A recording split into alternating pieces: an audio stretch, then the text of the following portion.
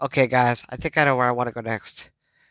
So, mainly for me, I want to talk about like coping mechanisms, how I got to where I am. And the first thing I want to start with is like I'm still coping with it. It just doesn't go away one day. It takes time, and I'm not gonna lie to you. All throughout high school and like middle school, I was upset all the time. Never felt like I could fit in. Always felt like why would anybody want me? I'm a wheelchair kid. There's to be better options.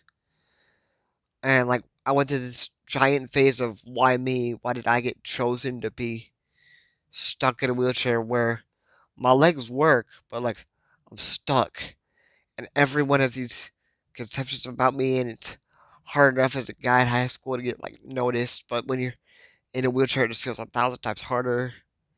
And then going off that, it's harder to know who's your friend in high school because you can't tell if they're being nice to you just to be like nice to the crip kid and be like, get some free brownie points to feel better about themselves so they probably did stupid. Or if like they're your actual friends. There's been like at least 5 friends who I won't name because I'm not that kind of an asshole, but like yeah, there's been friends that I thought my friends that just like disappeared when they left. And it kind of taught me that like, hey, not everyone is like your real friend, and like the real friends you have to hold on to.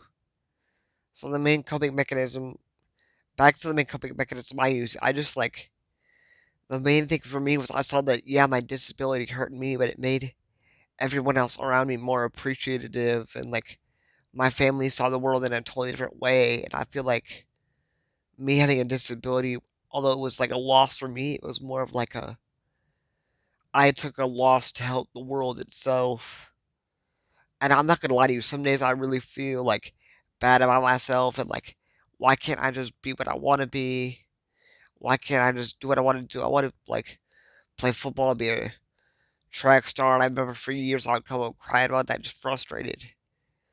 And I just found a way to like find purpose to like this is why you're here to do this, or like I found purpose in why I have the disability, which made it a lot better. But by no means am I like done with it, cope with it. It's like a lifelong process, and I want to make this channel just to help others because in my middle school years and sometimes high school, like there was no one, or there was like one person around me that like knew what I was going through, and I felt alone. And I felt like my life would never get better. And some days I even thought like, why live if it's just gonna be like me fighting in therapy just to get to where people start.